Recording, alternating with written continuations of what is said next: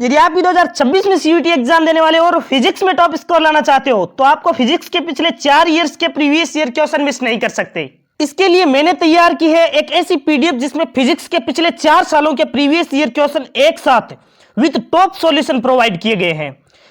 बहुत सारे स्टूडेंट्स की रिक्वेस्ट थी कि सर इंग्लिश में भी क्वेश्चन को प्रोवाइड कीजिए, तो मैंने इंग्लिश में भी क्वेश्चन को प्रोवाइड किया है। इस पीडीएफ को तैयार करने में काफी समय और काफी मेहनत लगी है। इसका टॉप सॉल्यूशन प्रोवाइड करने में भी काफी मेहनत लगी है। इसके लिए आप हर एक विद्यार्थी एक सब्सक्राइब जरूर करेगा इतनी मेहनत के लिए। ये जो पीडीएफ है वो मैं बिल्कुल free of cost Telegram channel Dharmaram physics, जिसका लिंक डिस्क्रिप्शन में दे रखा है, वहां पर प्रोवाइड कर दूंगा। जैसे ही 5 सब्सक्राइबर का टारगेट कंप्लीट होगा तो ये टेलीग्राम चैनल पर आप पीडीएफ है वो प्रोवाइड कर दी जाएगी। देखिए ये जो क्वेश्चन लिए गए हैं वो बिल्कुल प्रीवियस ईयर क्वेश्चन है और बिल्कुल हलवा क्वेश्चन नहीं लिए हैं। जो क्वेश्चन एग्जाम में पूछे गए हैं और आगे भी पूछे जाने की पूरी संभावना है वही क्वेश्चन मैंने कलेक्ट किए हैं।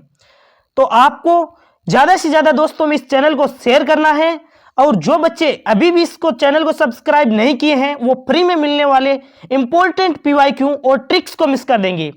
इसीलिए शुरू से लेकर लास्ट तक वीडियो को देखें और वीडियो एक बार देखने के पश्चात आप क्वेश्चन को नोट नहीं करना पड़े, इसके लिए ये पीडीएफ है वो बिल्कुल फ्री ऑफ कॉस्ट में टेलीग्राम चैनल धर्माराम फिजिक्स पर ही प्रोवाइड कर दूंगा। स्टार्ट करते हैं आज की क्लास को एक बेहतरीन और टॉप क्वेश्चन के साथ। आप पहला ही क्वेश्चन बहुत ही बेहतरीन क्वेश्चन लिया गया है। सबसे पहले क्वेश्चन को पढ़ते हैं। क्वेश्चन है एक खगोलीय दूरदर्शी के लिए जिसके अभिदर्शक लेंस की फोकस दूरी 10 मीटर और नेत्रिका लेंस की फोकस दूरी 10 सेंटीमीटर है, दूरदर्शी की नली की लंबाई और आवर्धन क्रमशः डैश होंगी। कहने का मतलब है आपको अभिदर्शक लेंस की फोकस दूरी दे रखी है। अभिदर्शक लेंस की फोकस दूरी को किससे लिखते हैं तो एफ ओ से लिखते हैं, यानी कि ऑब्जेक्टिव लेंस की फोकस दूरी कितनी दे रखी है 10 मीटर। मीटर को सेंटीमीटर में बदलने के लिए क्या करते हैं तो 100 से गुणा करते हैं। 10 को 100 से गुणा करने पर कितना आता है 1000 आ जाएगा। इसका मतलब है अभिदर्शक लेंस की फोकस दूरी कितनी आ जाएगी 1000 सेंटीमीटर। क्लियर है। इसी प्रकार नेत्रिका लेंस की फोकस दूरी को लिखते हैं अप ई से। अप ई का मान कितना है 10 सेंटीमीटर। हमें पूछा क्या है, हमें दूरदर्शी की नली की लंबाई, नली की लंबाई का मतलब है ट्यूब लेंथ कितनी है। तो नली की लंबाई का फॉर्मूला होता है बिल्कुल आसान याद रखना खगोलीय दूरदर्शी के लिए F L is equal to F naught plus F E, यानी एफ नोड का मान कितना है तो 1000 सेंटीमीटर और एफ ई का मान कितना है 10 सेंटीमीटर। इन दोनों को क्या कर दो जोड़ दो। इन दोनों को जोड़ने पर कितना आएगा तो इन दोनों को जोड़ने पर आता है 1000 और 10 कितना होता है 1010। क्लियर है। तो नली की लंबाई कितनी आ जाएगी 1010 सेंटीमीटर आ जाएगी। क्लियर हुआ। अब हमें इतना ही क्वेश्चन नहीं पूछा है, हमें क्वेश्चन आगे भी पूछा है। आगे पूछा आवर्धन क्या होगा। पहले नली की लंबाई पूछी थी जो 1010 सेंटीमीटर आ गई। अब आवर्धन निकालते हैं। खगोलीय दूरदर्शी के आवर्धन का फॉर्मूला होता है m equal to F naught बटा एफ ई। एफ नोड का मान कितना है यानी ऑब्जेक्टिव लेंस की फोकस दूरी, अभिदर्शक लेंस की फोकस दूरी कितनी है 1000 सेंटीमीटर। ये लिख लो 1000 सेंटीमीटर। क्लियर है। बट्टा एफ ई का मतलब है नेत्रिका लेंस की फोकस दूरी कितनी है 10 सेंटीमीटर। क्लियर है। देखो 0 से ये 0 कैंसिल हो जाएगा, सेंटीमीटर से सेंटीमीटर कैंसिल हो जाएगा, यानी कि आवर्धन कितना आ जाएगा 100 आ जाएगा। क्लियर है। समझ में आ गया। ये पॉइंट भी ध्यान रखना। देखो आवर्धन का कोई भी मात्रक नहीं होता है, आवर्धन एक ही मात्रकहीन राशि होती है। क्लियर है। अब देख लेते हैं कौन से ऑप्शन में 1010 और 100 दे रखा है। हमारे डी ऑप्शन में दे रखा है 1010 सेंटीमीटर और 100 हो गया इसका आवर्धन। अब देखिए क्वेश्चन को इंग्लिश में भी प्रोवाइड कर दिया है मैंने, तो आप आसानी से हर एक विद्यार्थी पढ़ सकता है।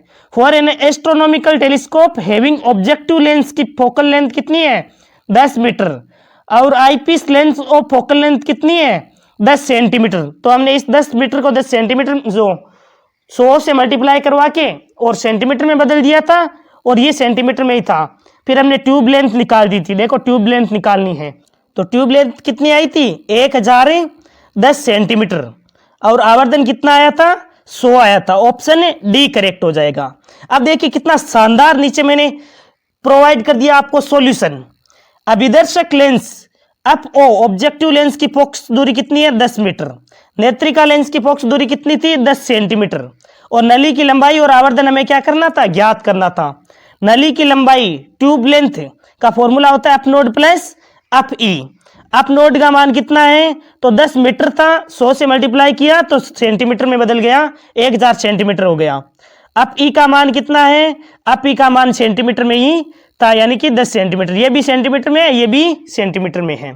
अब देखो L इक्वल टू कितना आ गया, अप नोड प्लस अप ई।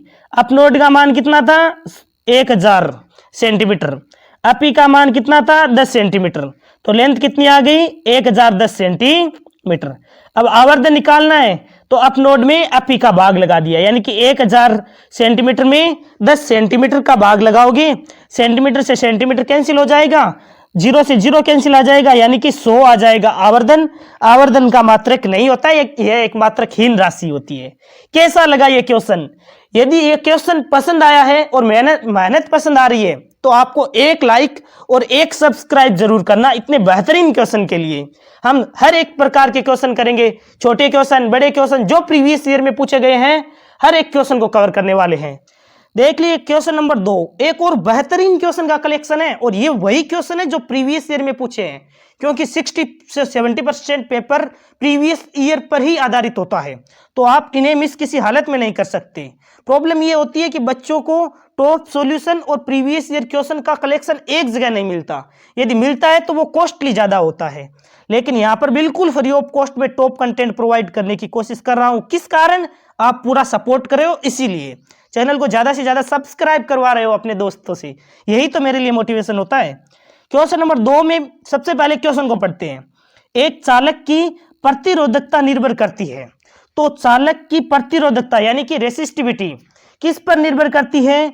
तो ध्यान रखना, चालक की जो प्रतिरोधकता है केवल पदार्थ की प्रकृति और ताप पर निर्भर करती है। प्रतिरोधकता है वो केवल पदार्थ की प्रकृति और ताप पर निर्भर करता है। ध्यान रखना, क्वेश्चन कई बार ऐसा भी पूछ लेता है, देखो क्वेश्चन आया तो इससे संबंधित सभी क्वेश्चन हम सोल्व करेंगे, तभी हमारे कंसेप्ट और पूरा सिलेबस कवर हो पाता है। देखिए, जो प्रतिरोधकता है वो केवल ताप पर और पदार्थ की प्रकृति पर निर्भर करता है।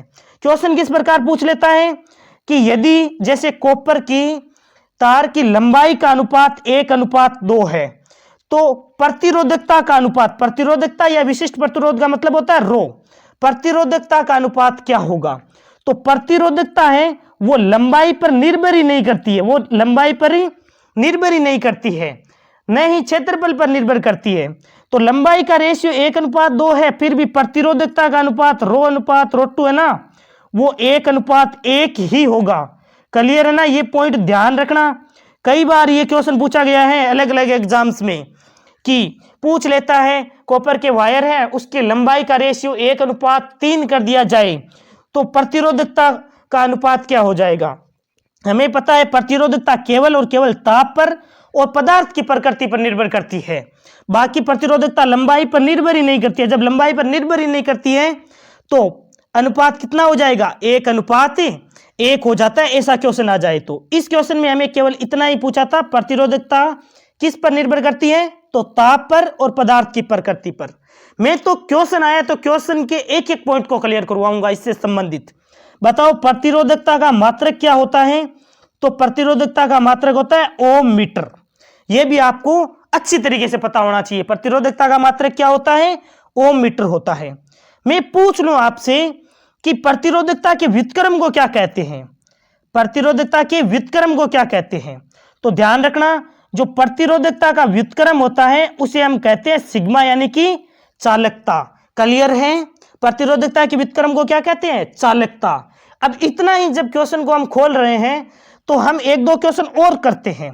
पूछ लेता है कई बार ताप का प्रभाव, कि चालकों पर ताप बढ़ाने पर प्रतिरोधकता का क्या प्रभाव पड़ता है, यानी कि चालक है, ठीक है, एक होता है चालक, अर्धचालक।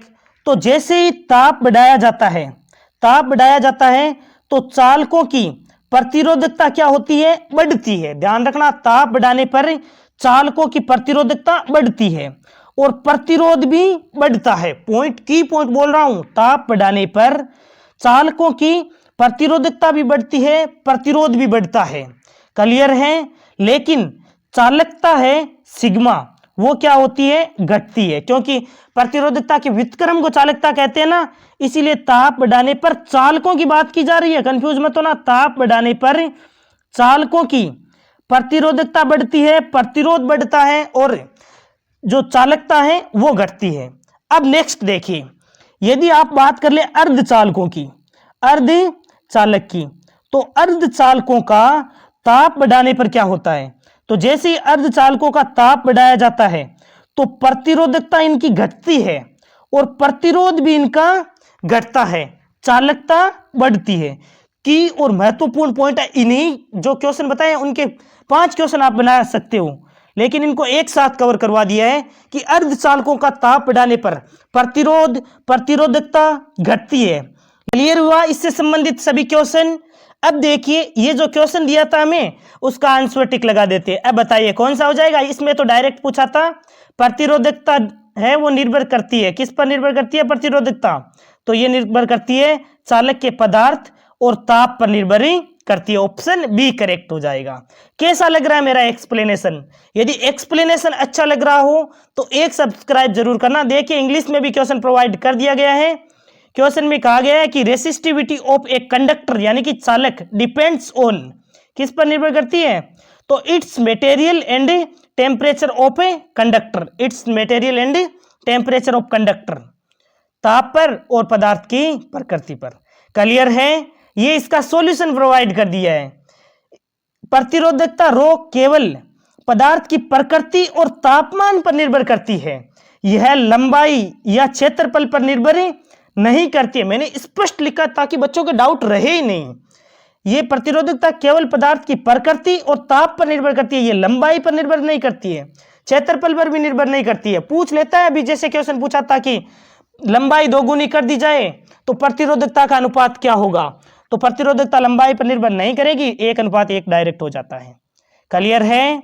अब चलते हैं नेक्स्ट क्वेश्चन की ओर। यदि इस क्वेश्चन का डिटेल जो सॉल्यूशन मैंने बताया है, बिल्कुल खोलकर क्वेश्चन को बताया है, ये पसंद आ रहा है तो एक सब्सक्राइब करके मेरे को कमेंट बॉक्स में जरूर कहना।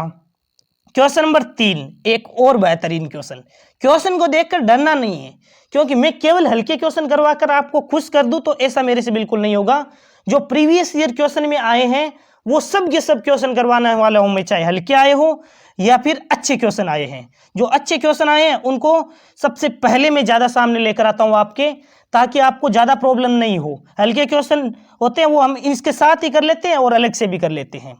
क्वेश्चन नंबर 3 में पूछे गए हैं, निर्वात में दूरी d से पृथक 2 बिंदु आवेश एक दूसरे पर परिमाण f का एक बल आरोपित करते हैं। दोनों में से एक आवेश को दोगुना कर दिया जाता है। बल के परिमाण को समान रखने के लिए आवेशों के बीच की पार्थक्य मतलब है दूरी को से परिवर्तन किया जाना चाहिए। कहने का मतलब है क्वेश्चन ने केवल और केवल भाषा थोड़ी सी बड़ी लिखी है, बाकी बिल्कुल आसान है कि 2 आवेश हैं और उनके मध्य लगने वाला बल का परिमाण है F। दोनों आवेशों में आपने एक आवेश को कर दिया 2 गुना। अब उसने कहा कि बल समान रखना है तो आपको दूरी को कितना करना होगा। तो सबसे पहले हम क्या करेंगे? सबसे पहले हम लगा देंगे यहां पर कूलाम का नियम। क्या होता है? F equal to K Q1 Q2 बटा डी स्क्वायर, यानी डी क्या है? दूरी। वैसे K Q1 Q2 बटा R स्क्वायर होता है। जब आप R दोनों के मध्य की दूरी लेते हो और D दूरी लेते हो तो D स्क्वायर कर दो। क्लियर है? अब आपने क्या किया? बल तो है जैसे कि जैसे F का F ही रखना है। क्लियर है? K का मान फिक्स होता है 9 × 10 की पावर 9। Q1 को क्या किया आपने कहा कि क्वेश्चन ने कहा कि एक आवेश को 2 गुना कर दो, यानी जैसे यहां पर Q1 है तो आगे आपको क्या कर देना है? Q1 को डबल कर देना है, यानी कि Q1 को आप कर दो 2Q1। क्लियर है? ये 2Q1 लिख दिया और Q2 को है जैसे कि जैसे रख दिया है Q2 अपॉन डी स्क्वायर। अब इसने कहा है कि दूरी कितनी गुणी करनी होगी कि बल सेम रहे, तो हम मान लेते हैं डी डैश स्क्वायर की दूरी को डी डैश करना होगा। क्लियर है? अब देखिए ये भी बल F है और ये भी F है, बल समान रखना है, बल दोनों क्या है, बराबर है। तो हम क्या कर सकते हैं, इन दोनों की तुलना किस प्रकार करेंगे, तो इसको इसके बराबर रख देंगे। K से K कैंसिल, Q1 Q2 से Q1 Q2 कैंसिल, यहां पर केवल 2 बचा हुआ है। अब D डैश स्क्वायर है उसको इधर भेज दो, यानी कि D डैश स्क्वायर बराबर हो जाएगा 2, और इधर से D स्क्वायर आएगा, इधर D स्क्वायर मल्टीप्लाई होगा तो 2D स्क्वायर। क्लियर है, स्क्वायर हटाओगे तो इधर लग जाएगा अंडरूट, यानी अंडरूट 2D। जिस ऑप्शन में अंडरूट 2D होगा वही हमारा करेक्ट ऑप्शन हो जाएगा। पहले में नहीं है, दूसरे में नहीं है, तीसरे में दे रखा है अंडरूट 2D, तो थर्ड ऑप्शन हमारा करेक्ट हो जाएगा। क्लियर है, कितना बेहतरीन क्वेश्चन, मेरे को तो सच में गजब का क्वेश्चन लगा। यदि ये क्वेश्चन पसंद आ रहे हैं तो मेरे मेहनत पर एक सब्सक्राइब जरूर करना, और नेक्स्ट लेवल का सॉल्यूशन में नेक्स्ट वीडियो में और प्रोवाइड करूंगा। इसका सॉल्यूशन देख लेते हैं।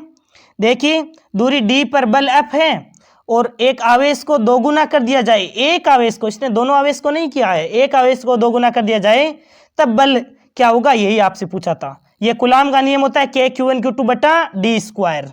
आपने Q1 को 2Q1 लिख दिया, देखिए 2Q1 लिख दिया, Q2 है जैसे कि जैसे, K वैसे भी कैंसिल होगा तो K लिखने की आवश्यकता नहीं है। दोनों की आपने तुलना कर दी तो इधर ये इससे मल्टीप्लाई हो जाएगा, ये इधर इससे मल्टीप्लाई हो जाएगा, तो D डैश स्क्वायर बराबर कितना हो जाएगा, 2D स्क्वायर। D डैश का मान निकालना है तो अंडरूट लगा दो, अंडरूट 2D। क्लियर है, बढ़ते अगले क्वेश्चन की ओर। देखिए आप टेलीग्राम चैनल ज्वाइन कर लेना, धर्माराम फिजिक्स, लिंक मैंने डिस्क्रिप्शन में दे दी है, ताकि आपको बार बार ये जो क्वेश्चन है नोट नहीं करना पड़े, डायरेक्ट PDF से पढ़ लो, आपका टाइम वेस्ट नहीं हो, ठीक है ना, बिल्कुल फ्री ऑफ कॉस्ट प्रोवाइड कर दिए, तो घबराने की आवश्यकता नहीं है। क्वेश्चन नंबर 4, एक और बेहतरीन क्वेश्चन को पढ़िए। सबसे पहले न्यूमेरिकल क्वेश्चन है, अच्छा क्वेश्चन लगा था मेरे को, तब मैंने उठा कर ले लिया, एक जगह कलेक्ट कर लिया।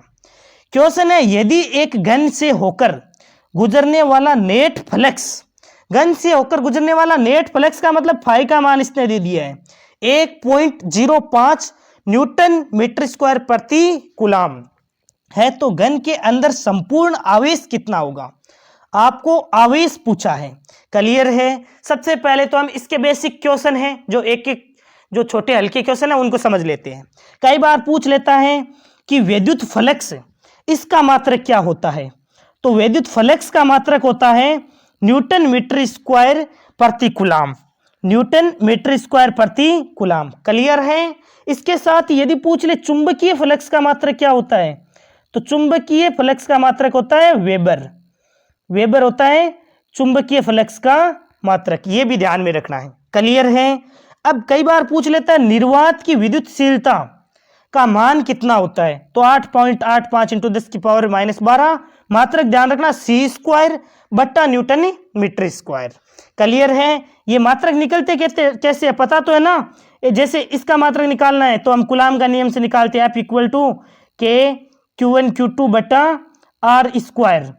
K का मान होता है 1/4 पाई एप्सिलॉन नोड। अब एप्सिलॉन नोड का मात्रक निकालना है ना, तो एप्सिलॉन नोड को भेज दो इधर और अब को भाग में लगा दो यहाँ पर, तो देखो इसका मात्रक भी कूलाम, इसका मात्रक भी कूलाम, तो C स्क्वायर, ये लो ऊपर C स्क्वायर, बट्टा में बल आएगा, बल का मात्रक होता है न्यूटन, ये न्यूटन अपॉन में आ जाएगा, R स्क्वायर का मतलब है मीटर स्क्वायर, तो मीटर स्क्वायर। क्लियर है ना, इस प्रकार मात्रक निकालते हैं।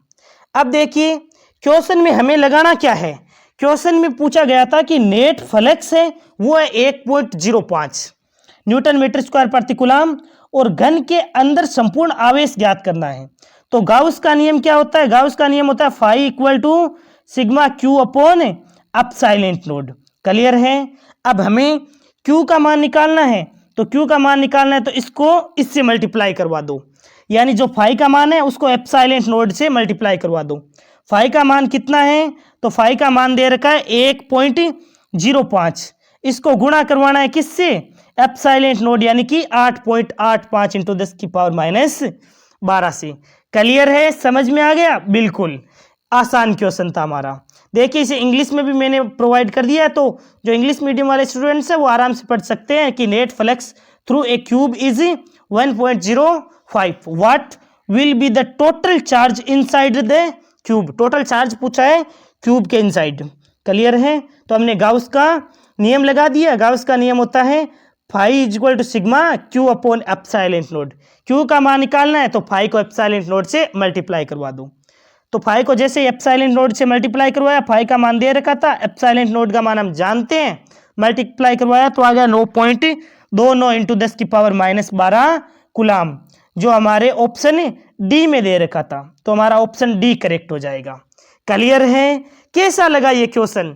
क्वेश्चन अच्छा लगा हो ना तो एक सब्सक्राइब जरूर करना। इतनी मेहनत के लिए ये जो आप सब्सक्राइब करते हो तभी मेरे को मोटिवेशन मिलता है कि हाँ बच्चे को पसंद आ रही है और ये जो कंटेंट है टॉप से टॉप कंटेंट एक साथ प्रोवाइड कर दिया जाए। क्योंकि एग्जाम टाइम में हम जितने प्रीवियस ईयर क्वेश्चन प्रैक्टिस करेंगे ना वही हमारे लिए लाभदायक होंगे। जितनी प्रीवियस ईयर क्वेश्चन की प्रैक्टिस करेंगे तो ऐसे क्वेश्चन दोबारा आएंगे तो आप बिल्कुल चुटकियों में उड़ा दोगे। ऐसे लगेगा नहीं कि इतने बड़े क्वेश्चन या फिर ये क्वेश्चन कहाँ से आएगा, बिल्कुल भी नहीं लगेगा। क्लियर है? देखते हैं नेक्स्ट क्वेश्चन को। बेहतरीन क्वेश्चन है तो आपको डरने की आवश्यकता नहीं है। एक बार पढ़ो, आपका भाई बिल्कुल आपके साथ है तो तुरंत सॉल्यूशन कर देंगे हम इसका। यदि ब्रह्मांड में केवल प्रोटॉन और इलेक्ट्रॉन ही मूल आवेश है, कहा है कि ब्रह्मांड में केवल प्रोटॉन और इलेक्ट्रॉन ही मूल आवेश है, तो सभी प्रेक्षणीय आवेशों को ई का अभिन्न गुणक होना चाहिए। ये तो आवेश का वैसे क्वांटीकरण नियम पढ़ा था ना हमने, एक वस्तु से दूसरी वस्तु में इलेक्ट्रॉनों का स्थानांतरण होता है तो वह 1.6 इंटू 10 की पावर -19 का पूर्ण गुणज होता है, इस प्रकार बोला है। इस प्रकार यदि किसी वस्तु में x इलेक्ट्रॉन, इलेक्ट्रॉनों की संख्या कितनी दी है x, प्रोटॉनों की संख्या कितनी दी है तो y, तो हमें वस्तु पर नेट आवेश ज्ञात करना है। नेट आवेश ही तो ज्ञात करना है। नेट आवेश का मतलब है कुल आवेश। कैसे आवेश ज्ञात करते हैं? किसी भी वस्तु पर, अरे आवेश का नियम पढ़ रखा है ना, अध्यारोपण का भी नियम पढ़ रखा है कि किसी भी वस्तु पर नेट अथवा कुल आवेश उसमें उपस्थित सभी आवेशों के बीजगणितीय योग के बराबर होता है। यह हमने आवेशों की योज्यता के नियम में भी पढ़ा था। तो हमें नेट आवेश निकालना है तो जितने भी आवेश है उनका योग करना है। तो हमारे पास आवेश निकालने के लिए सबसे पहले हम निकाल लेते हैं प्रोटॉन पर कुल कितना आवेश है, क्यूपी। क्यूपी कितना है? तो सबसे पहले हम क्वांटीकरण नियम क्या होता है, क्यू बराबर एन ई। क्यू बराबर क्या होता है, एन ई। एन है, सबसे पहले हम प्रोटॉन के लिए ले रहे हैं तो वाई, प्रोटॉनों की संख्या कितनी है वाई, तो वाई लिख दिया। क्लियर है? ई है तो ई लिख दिया। क्लियर है? प्रोटॉन पर प्लस ई आवेश होता है। क्लियर है? समझ में आया? अब हम ज्ञात करना चाहें क्यों, प्रोटॉन तो निकाल लिया, इलेक्ट्रॉन की बात करें तो क्यू बराबर क्या होता है, क्यू बराबर होता है एन ई। एन इलेक्ट्रॉनों की संख्या कितनी दे रखी है, एक्स इलेक्ट्रॉनों के लिए पूछा है तो एक्स। और ई का मान कितना होता है, इलेक्ट्रॉन पर आवेश कितना होता है माइनस का 1.6 इंटू 10 की पावर -19। अब नेट आवेश निकालना है तो इन दोनों को क्या करना होगा, योग करना होगा। तो योग करो, योग करोगे तो कितना आ जाएगा, देखो y माइनस एक्स और ई क्या आ जाएगा, कॉमन आ जाएगा। क्लियर है ना? इन दोनों को योग करो, ई इसमें भी है इसमें भी है, कॉमन आ जाएगा y माइनस एक्स इंटू ई। तो कौन सा है, y माइनस एक्स इंटू ई, ऑप्शन डी करेक्ट हो जाएगा। क्लियर है? कैसा लगा ये क्वेश्चन आपको? बेहतरीन क्वेश्चन लगे तो जबरदस्त पूरा चैनल को सपोर्ट करना। मैं नेक्स्ट वीडियो नेक्स्ट लेवल के लिए प्रोवाइड करूंगा, बस आप पूरा सपोर्ट करते रहो। मैं मेहनत करने के लिए 24 घंटे तैयार हूं आपके लिए। देखिए इनका टॉप सॉल्यूशन, ताकि आप बिल्कुल भी प्यारे बच्चे परेशान नहीं हो एग्जाम टाइम में, क्योंकि मुझे पता है कि बच्चे किस प्रकार क्या कंटेंट पढ़ना चाहते हैं। उन्हें अलग अलग टाइप्स की चीज़ें पढ़ाई जाती है और फिर वो एग्जाम टाइम में प्रेशर हो जाते हैं कि किस प्रकार क्वेश्चन आएंगे, प्रीवियस ईयर कहाँ मिलेंगे। तो सब कुछ मैं एक जगह प्रोवाइड कर दूंगा। इलेक्ट्रॉनों की संख्या कितनी है, एक्स। प्रोटॉनों की संख्या कितनी है तो वाई। क्लियर है? प्रोटॉनों द्वारा दिया गया कुल आवेश तो क्यूपी कितना हो जाएगा, क्यू बराबर होता है एन ई। एन का मान कितना है प्रोटॉनों के लिए वाई और ई हो गया प्लस का ई प्रोटॉन पर आवेश। इलेक्ट्रॉनों द्वारा दिया गया कुल आवेश तो क्यू ई बराबर क्या होता है, क्यू बराबर एन ई और एन इलेक्ट्रॉनों की संख्या कितनी थी एक्स और इलेक्ट्रॉन पर आवेश माइनस का ई तो माइनस का एक्स ई। वस्तु पर कुल आवेश निकालना है तो दोनों को आपको योग कर देना है। सीधा सीधा योग कर दिया, योग करते ही हमें प्राप्त हो गया y माइनस एक्स इंटू ई। क्लियर है? समझ में आ गया? नेक्स्ट क्वेश्चन, एक और बेहतरीन क्वेश्चन। अब तो आपको पता चल ही गया होगा कि कैसे क्वेश्चन का कलेक्शन किया गया है। और ये क्वेश्चन है वो केवल प्रीवियस ईयर क्वेश्चन उठाए हैं, मैंने अपनी तरफ से क्वेश्चन नहीं बनाए हैं, क्योंकि जो एग्जाम पूछ रहा है, एग्जाम का ट्रेंड चल रहा है, वही उसी टाइप्स के क्वेश्चन पूछे जाते हैं। तो हमें प्रीवियस ईयर क्वेश्चन पिछले 4 सालों के तो मस्ट डू है, मिलाने ही मिलाने हैं। क्वेश्चन नंबर 6 में पूछा गया है कि एक विद्युत द्विध्रुव के कारण विद्युत विभव। अब देखिए, विद्युत द्विध्रुव के कारण विद्युत विभव का फॉर्मूला क्या होता है, तो हमें पूरी डेरिवेशन नहीं पढ़नी। मैं 12th क्लास वालों को जब पढ़ाता हूं तो पूरी डेरिवेशन पढ़ाता हूं। तो आपको क्या करना है, सबसे पहले फॉर्मूला पता होना चाहिए विद्युत विभव का विद्युत द्विध्रुव के कारण। तो द्विध्रुव के कारण विद्युत विभव का फॉर्मूला होता है केपी कोस थीटा बटा, याद करो, आर स्क्वायर है। द्विध्रुव के कारण विद्युत विभव का फॉर्मूला होता है केपी कोस थीटा बटा आर स्क्वायर। अब देखिए क्वेश्चन ने क्या पूछा है हमें, तो क्वेश्चन में 4 पार्ट दे रखे हैं, चारों पार्ट को ध्यान से पढ़ते हैं। पहला है आर पर निर्भर करता है कि जो द्विध्रुव के कारण विद्युत विभव है वो क्या आर पर निर्भर करता है, तो इस फॉर्मूले में ही आर आ रहा है, इसका मतलब आर पर तो निर्भर ही करता है।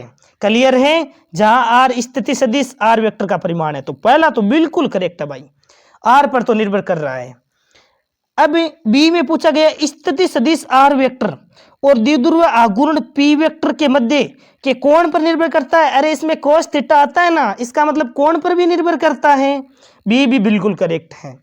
सी में पूछा है लंबी दूरियों पर यानी कि 1/r² के रूप में गिरता है। बिल्कुल, विभव देखो v है 1/r² के रूप में गिर रहा है। देखो पहले में तो पूछा आर पर निर्भर करता है, इसने ऐसे नहीं कहा कि किस प्रकार, समानुपाती है कि वर्ग के व्युत्क्रमानुपाती है, कि ऐसे नहीं कहा था। पहले ऑप्शन में तो ए में तो ऐसे ही कहा था कि आर पर निर्भर करता है क्या, तो हाँ निर्भर तो करता है। सी में कहा गया है कि लंबी दूरियों पर ये 1/r² के रूप में गिरता है। बिल्कुल 1/r² के रूप में ही ये रहता है, तो सी भी बिल्कुल करेक्ट है। डी में है कि आवेशों को पृथक करने वाली दूरी पर निर्भर नहीं करता। अरे नहीं कैसे करता है, दूरी पर तो निर्भर ही करता है, इसका मतलब हमारा डी करेक्ट हो जाएगा। जिस ऑप्शन में ए बी और सी दे रखा है वही हमारा करेक्ट आंसर हो जाएगा, ए बी और सी, यानी कि बी ऑप्शन करेक्ट हो जाएगा। ए बी और सी है वो करेक्ट है, डी गलत है। ये हमने इंग्लिश में प्रोवाइड कर दिया है, तो इंग्लिश में भी आप क्वेश्चन को पढ़ सकते हो, बिल्कुल आसान है। क्वेश्चन में पूछा गया था कि depends on R where R is the magnitude of position vector R vector, तो ये बिल्कुल करेक्ट था। बी भी बिल्कुल करेक्ट है। और सी क्या है, falls off at long distance as 1/r², तो सी भी बिल्कुल करेक्ट है। अब देखो इसका सॉल्यूशन, बेहतरीन सॉल्यूशन नीचे देखता हूं ना, इसको मेहनत काफी लग जाती है। ये जो सॉल्यूशन प्रोवाइड करते हैं उनमें काफी मेहनत लग जाती है, क्योंकि ये जो तैयार करते हैं उसमें आपको समझ में कंसेप्ट के अनुसार, जैसे मैं पढ़ा रहा हूं उसी के अकॉर्डिंग सॉल्यूशन दे देता हूं, ताकि ज्यादा परेशानी नहीं हो।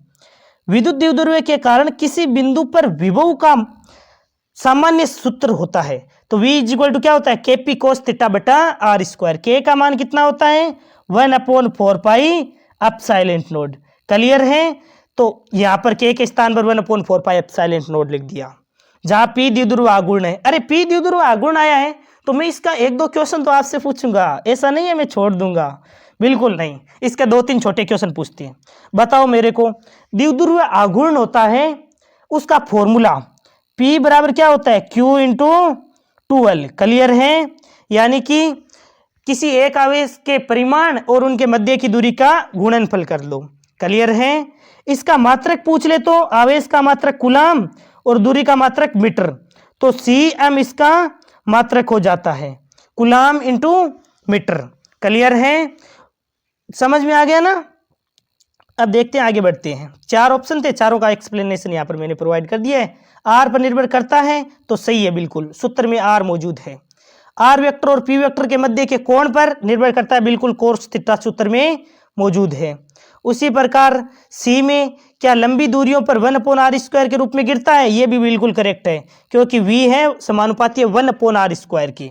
क्लियर है, ध्यान देना है, क्या ध्यान देना है कि बिंदु आवेश के कारण विभव है 1/r होता है। देखिए ये क्वेश्चन भी बता देते हैं, द्विध्रुव के कारण विद्युत विभव आया KP cos थीटा बटा r², लेकिन पूछ ले बिंदु आवेश के कारण विद्युत विभव, तो V बराबर होता है KQ बटा R।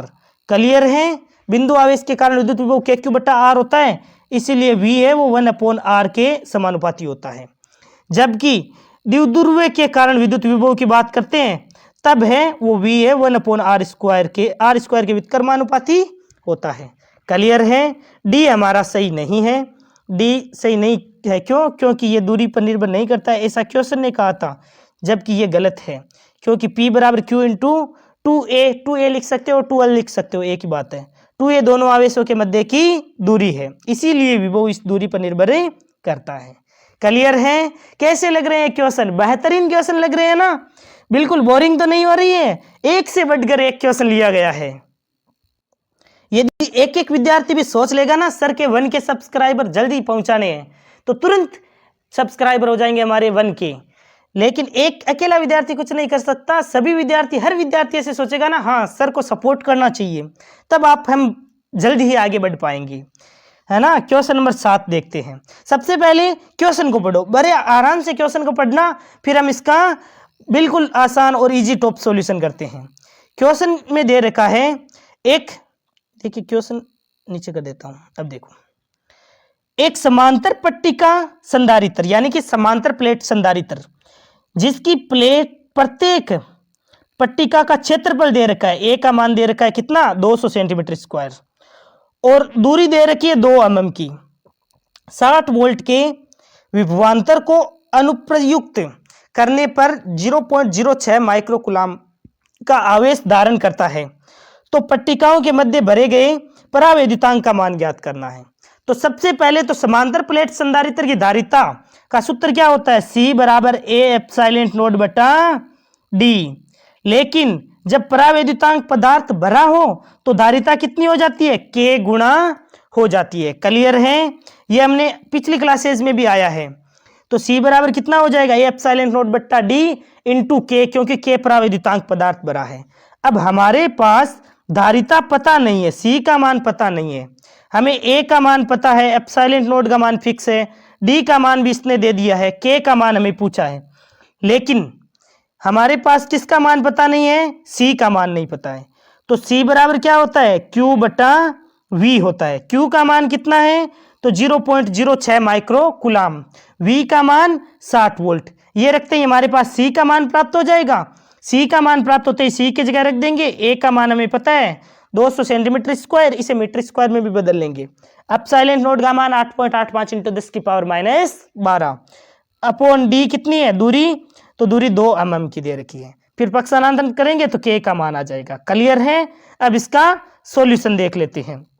तो ये इंग्लिश में प्रोवाइड कर दिया है आपको, प्लेट का एरिया दे रखा है और डिस्टेंस दे रखी है 2 mm की, और जो चार्ज होल्ड कर रहा है चार्ज 0.06 माइक्रोकूलम। क्लियर है? और पोटेंशियल जो डिफरेंस है वो 60 वोल्ट है। क्लियर है? अब देखते हैं इसका सॉल्यूशन।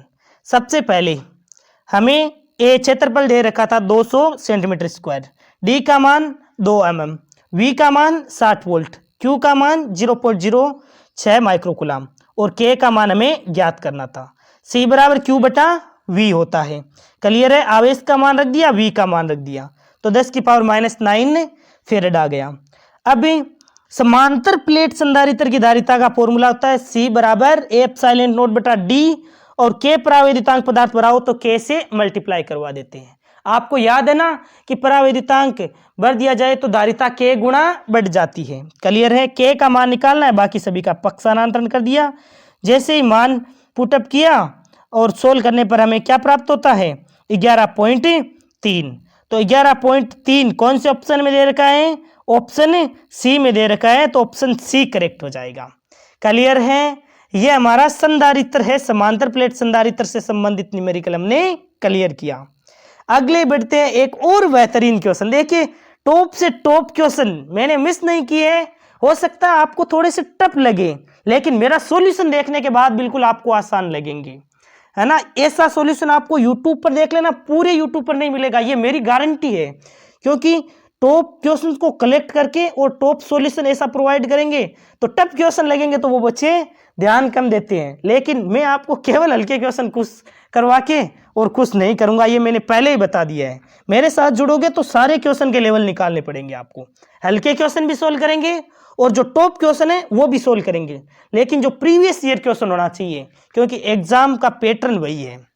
क्वेश्चन नंबर 8 है, दो बिंदु आवेशों 4 माइक्रोकुलाम और -3 माइक्रोकुलाम बिना किसी बाह्य क्षेत्र के क्रमशः -6 सेंटीमीटर, 0,0 ये निर्देशांक दे रखे हैं और 6,0,0 पर रखा जाता है। दोनों आवेशों के एक दूसरे से अपरिमित दूरी पर, यानी कि अनंत दूरी पर, अपरिमित का मतलब क्या है, अनंत दूरी पर पृथक करने के लिए कार्य, तो किया गया कार्य ही तो हमारा स्थितिज ऊर्जा के रूप में संचित हो जाता है। कहां तक ले जाना है, तो अनंत दूरी तक। तो अंतिम स्थितिज ऊर्जा है उसमें से घटा देंगे U इनिशियल, यानी कि प्रारंभिक स्थितिज ऊर्जा। अनंत पर स्थितिज ऊर्जा कितनी होती है रे भाई, अनंत पर स्थितिज ऊर्जा होती है 0। तो हमारे पास किया गया कार्य किसके बराबर हो जाएगा, माइनस का UI, यानी कि इनिशियल जो स्थितिज ऊर्जा है उसके बराबर हो जाएगा। U का फॉर्मूला क्या होता है, स्थितिज ऊर्जा, स्थिर विद्युत की स्थितिज ऊर्जा का फॉर्मूला हमने ज्ञात कर रखा है, पढ़ रखा है। क्या पढ़ा है, KQN Q2 बटा R। क्लियर है।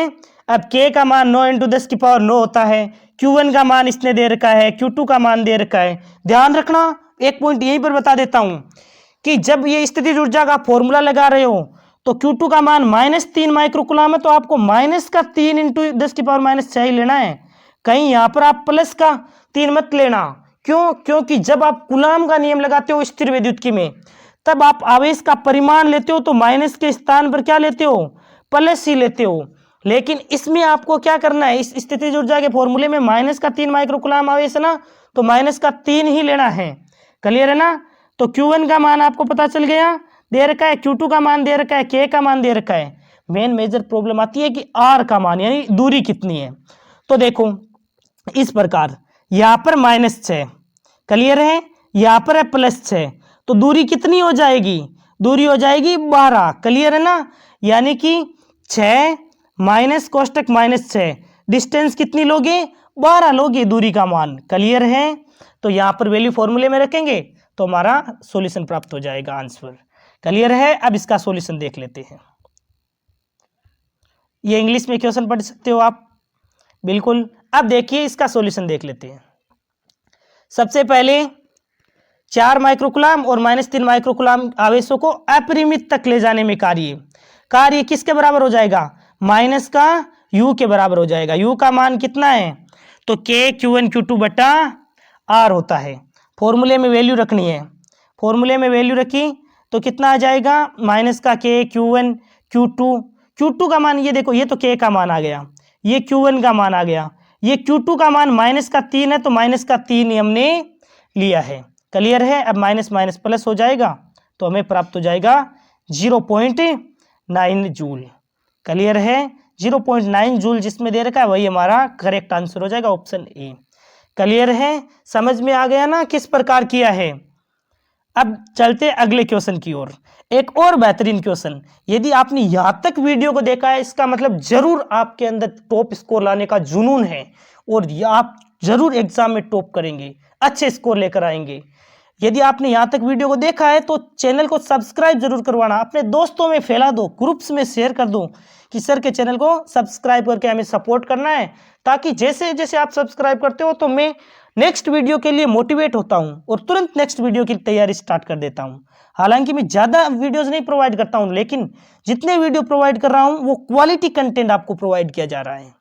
क्वेश्चन नंबर 9 है, परिमाण 3 × 10⁻⁷ कूलाम का आवेश एक बिंदु P से 0.09 मीटर की दूरी पर स्थित है और 2 × 10⁻⁹ कूलाम के आवेश को अनंत से बिंदु P तक लाने में किए गए कार्य की गणना करनी है। तो कार्य निकालना है। सबसे पहले तो कोई आवेश है एक बिंदु P से इतनी दूरी पर है, तो ऐसे भी आप सोल्व कर सकते हो। सबसे पहले बिंदु आवेश के कारण विभव कितना होता है, तो V बराबर होता है KQ बटा R, यही होता है ना, KQ बटा R। K का मान फिक्स होता है 9 × 10⁹, Q आवेश का मान 3 × 10⁻⁷, R क्या है, दूरी हो जाएगी 0.09 मीटर। क्लियर है। तो हमारे पास किसका मान आ जाएगा, हमारे पास मान आ जाएगा V का। क्लियर है। फिर हम क्या करेंगे, फिर हमें कार्य निकालना है तो W बराबर क्या होता है, W बराबर VQ, यानी V का मान तो ये है जैसे कि जैसे, और एक दूसरा जो आवेश दे रखा है उससे मल्टीप्लाई करवा देंगे। क्लियर है। इसका दूसरा मेथड क्या होता है वो भी हम नीचे देख लेते हैं डायरेक्ट फॉर्मूला लगा करके भी। ये देखिए क्वेश्चन इंग्लिश में भी आप पढ़ सकते हो, बिल्कुल आसान है। A charge of magnitude 10 × 10⁻⁷ coulomb is located at a distance of 0.09 metre from a point P से इतनी दूरी पर है। Obtain the work done in the bringing a charge of 2 × 10⁻⁹ coulomb from infinity to the point P। Clear है। अब देखिए इसका solution. तो सबसे पहले हमने जो क्वेश्चन में दे रखा था कैपिटल Q का मान इतना था, दूरी इतनी थी और स्मॉल q का मान इतना था। क्लियर है। K का मान कितना होता है 9 × 10⁹। अब यहाँ पर सबसे पहले हम क्या लगाएंगे, फॉर्मूला लगा देंगे। अब मैंने कहा था ना दूसरा किस प्रकार लगा सकते हो, डायरेक्ट आप W बराबर KQ/R भी लगा सकते हो। K का मान 9 × 10⁹, Q का मान 3 × 10⁻⁷, और एक और Q का मान रख दिया और R का मान डायरेक्ट रख दिया। क्लियर है। इन जब सबको सोल्व करते हो आपने W का मान प्राप्त हो गया। जब सोल्व करते हो तो कितना आ जाएगा, 6 × 10⁻⁻7 और +2 कितना हो जाता है 10⁻5 हो जाएगा। 6 × 10⁻5 जिस ऑप्शन में है वही क्लियर हो जाएगा। 6 × 10⁻5 C ऑप्शन करेक्ट हो जाएगा। कार्य का मात्रक क्या होता है, जूल होता है। ये पॉइंट भी आपको पता होना चाहिए। क्लियर है। कैसे लग रहे हैं ये क्वेश्चन, बेहतरीन क्वेश्चन है। यदि पसंद आ रहा हो तो एक सब्सक्राइब जरूर करके जाना, ऐसे ही मत चले जाना, है ना, और अपने दोस्तों को जरूर शेयर करना नेक्स्ट वीडियो के लिए। अगला क्वेश्चन है क्वेश्चन नंबर 10। एक बैटरी के आर पार संयोजित संधारित्रों के एक श्रेणी क्रम में, तो संधारित्रों के श्रेणी क्रम में क्या होता है, श्रेणी क्रम में आवेश का मान समान होता है। तो देखिए संधारित्र के श्रेणी क्रम में क्या होता है, धारिता के किसी भी मान के लिए संधारित्र पर समान आवेश होता है। ये पॉइंट आपको ध्यान में रखना है। क्लियर है। ये क्वेश्चन मैं स्टार्टिंग में भी करवा सकता था आपको खुश करने के लिए। आपको लगता है अरे आप तो बहुत अच्छे क्वेश्चन करवा रहे हो, बिल्कुल इजी क्वेश्चन है, लेकिन मैं ये लास्ट में क्यों ले रहा हूँ, क्योंकि जो बच्चे अभी तक भी टिके हैं इस वीडियो पर उनको पता चलेगा कि सच में क्लास में दम है। Important question, top question, difficult, easy, सब कुछ प्रोवाइड किया जा रहा है। तो धारिता है, धारिता के किसी भी मान के लिए जो संधारित्र का जो श्रेणी क्रम है उसमें आवेश का मान समान होता है। ये पॉइंट आपको ध्यान में रखना है और इंग्लिश में भी पढ़ लेना है। In a series combination of capacitors connected across a battery, तो इसमें क्या होगा, each capacitor has equal charge for any value of its capacitance. Clear है। किसी भी मान के लिए आवेश का मान श्रेणी क्रम में समान होता है। और लास्ट क्वेश्चन है क्वेश्चन नंबर 11। इसमें पूछा गया है चालकों में विद्युत धाराएं उत्पन्न हो जाती है, तो चालक में धारा प्रवाहित करने के लिए, देखिए इसको खोलते हैं अच्छे तरीके से क्वेश्चन को, बिल्कुल इसकी एक एक नोज को समझते हैं। पहले चालकों में विद्युत धाराएं उत्पन्न हो जाती है, तो चालकों में विद्युत धारा कब प्रवाहित होगी, जब उसमें विद्युत क्षेत्र आरोपित किया जाएगा। ऑप्शन ए करेक्ट हो जाएगा। अब समझते हैं। सबसे पहले जैसे कोई चालक है, ठीक है, अब इस चालक में क्या होता है, विद्युत क्षेत्र है वो अनुपस्थित है, विद्युत क्षेत्र अनुपस्थित है, तो इसमें जो भी इलेक्ट्रॉन है वो इस प्रकार यादृच्छिक रूप से इधर उधर इस प्रकार गति कर रहे हैं। और दिए गए कोई भी, जैसे आपने कोई छोटा सा क्षेत्रफल ले लिया, इसे दिए गए क्षेत्रफल से गुजरने वाले इलेक्ट्रॉनों की संख्या हो जाती है 0। तो जब विद्युत क्षेत्र आरोपित नहीं होता है तब धारा का मान कितना हो जाता है, 0 हो जाता है। ये पॉइंट में ध्यान में रखना है। अब जैसे ही आपने इस चालक को क्या किया, मान लो इस चालक को किसी बैटरी से कनेक्ट कर दिया। क्लियर है। इस चालक को क्या किया, बैटरी से कनेक्ट कर दिया।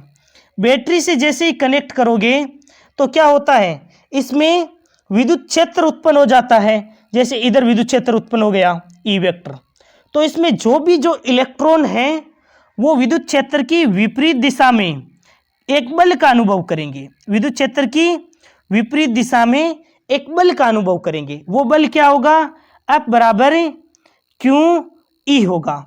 क्यू है आवेश और ई है एक इलेक्ट्रॉन पर आवेश, माइनस क्यों लगाया है? तो माइनस इसीलिए लगाया, इलेक्ट्रॉन विद्युत क्षेत्र की विपरीत दिशा में गति कर रहे हैं, इसीलिए मैंने माइनस का साइन लगाया है। विद्युत क्षेत्र की विपरीत दिशा में एक बल का अनुभव करते हैं और वो बल का मान कितना होता है? तो F इक्वल टू होता है क्यू ई वेक्टर। क्लियर है? अब Q का मान कितना होगा? तो Q है इलेक्ट्रॉन लोगे, आवेश इलेक्ट्रॉन के लिए माइनस का E लगाया है और ई वेक्टर हो जाएगा। यहां पर माइनस का साइन क्या बता रहा है कि इलेक्ट्रॉन विद्युत क्षेत्र की विपरीत दिशा में गति कर रहे हैं। क्लियर है? समझ में आया आपको? अब देखिए,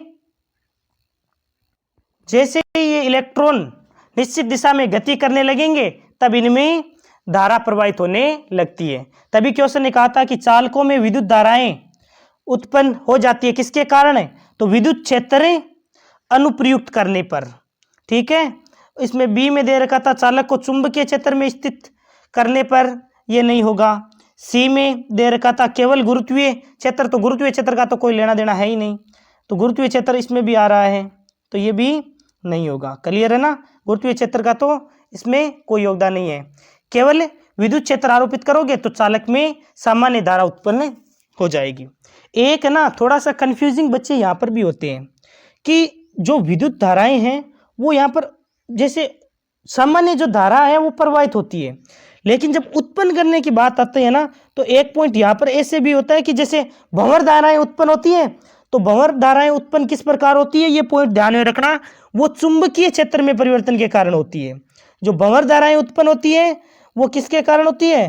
तो वो चुंबकीय क्षेत्र में परिवर्तन के कारण होती है।